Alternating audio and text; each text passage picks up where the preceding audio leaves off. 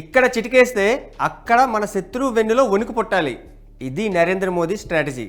కొన్ని విషయాల్లో మౌనం, మరికొన్ని విషయాల్లో దూకుడు, ఇంకొన్ని విషయాల్లో సంయమనం.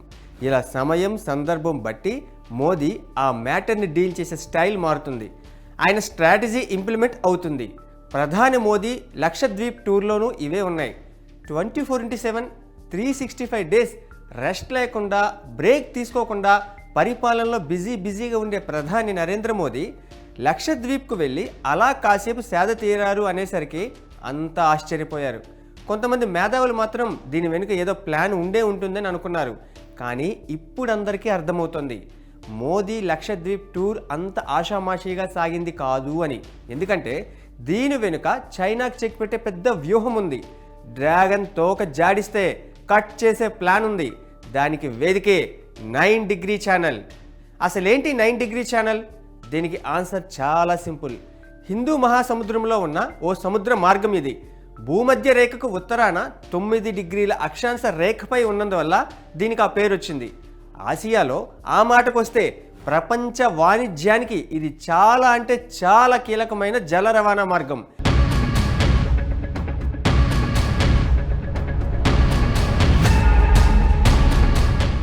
ఇక్కడ విలువైన ఉత్పత్తులతో చాలా వాడలు నిరంతరం ప్రయాణిస్తుంటాయి. ఈ రూట్ చాలా బిజీగా ఉంటుంది. ఈ మార్గం అరేబియా సముద్రంలోని సౌత్ వెస్ట్కు, బంగాళాఖాతంలోని నార్త్ ఈస్ట్కు కనెక్ట్ అవుతుంది. మీకు ఇంకా సింపుల్గా చెప్పాలంటే ఒక్క నెంబర్ చెబుతాను, అది నెంబర్ 11. అంటే ఒక నిమిషానికి ఈ రూట్లో వెళ్ళే ఓడల సంఖ్య ఇది. సో గంటకు సుమారు 660 ఓడలు, రోజుకు దాదాపు 16,000 ఓడలు ప్రయాణిస్తాయి. దీనిని బట్టి ఈ రూట్ ఎంత బిజీగా ఉంటుందో అర్థం చేసుకోవచ్చు. అలాంటి ఈ జల రవాణా మార్గం మన ప్రాదేశిక జలాల మీదుగా వెళ్తుంది. ఇది అసలు పాయింట్. ఈ పాయింట్ను బేస్ చేసుకుని డ్రాగన్కు కావాలంటే జలకివ్వచ్చు, కానీ మన జోలికి వచ్చే వరకు మనం ఎవరి జోలికి వెళ్ళం. అందుకే చైనా ఇప్పుడు జస్ట్ మన టీజర్ను మాత్రమే చూసింది.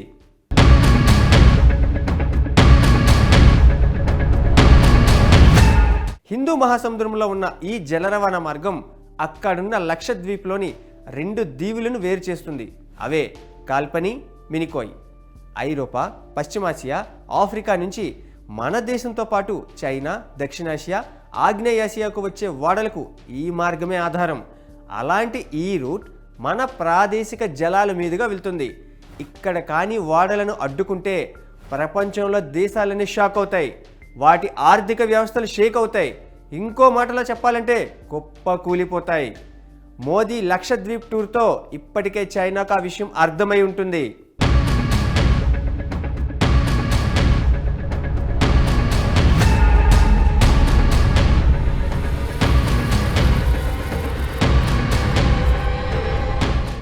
కేంద్రం కూడా మినికోయ్ దీవులను రక్షణ స్థావరంగా విస్తరించాలన్న ప్లాన్తో ఉంది.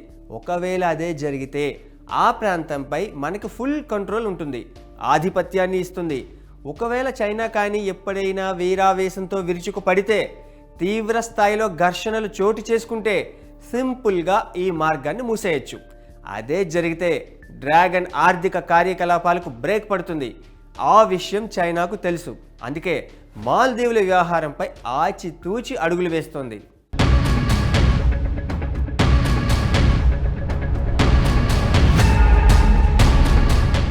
ఒకప్పుడు మాల్దీవుల దేశం మనకే సపోర్ట్ చేసేది.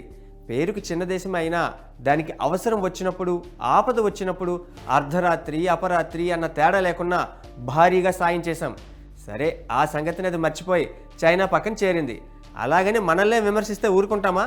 అందుకే మోదీ లక్షద్వీప్కు వెళ్ళి కుర్చీ వేసుకుని అలా ప్రశాంతంగా కూర్చునేసరికి మాల్దీవులకి చెమటలు పట్టాయి. కాళ్ళ కింద భూమి కదులుతున్నట్టయింది. అంతే, అక్కడి మంత్రులు ఇక నోటికొచ్చినట్టు మాట్లాడారు. దానికి ప్రతిఫలం ఎలా ఉంటుందో ఆల్రెడీ ఫేస్ చేస్తున్నారు. అప్పుడు కాలరెగరేసి ఇప్పుడు కాళ్ళబేరానికి వస్తున్నారు. కానీ మనం మాత్రం మన విధానంతోనే వెళ్తున్నాం.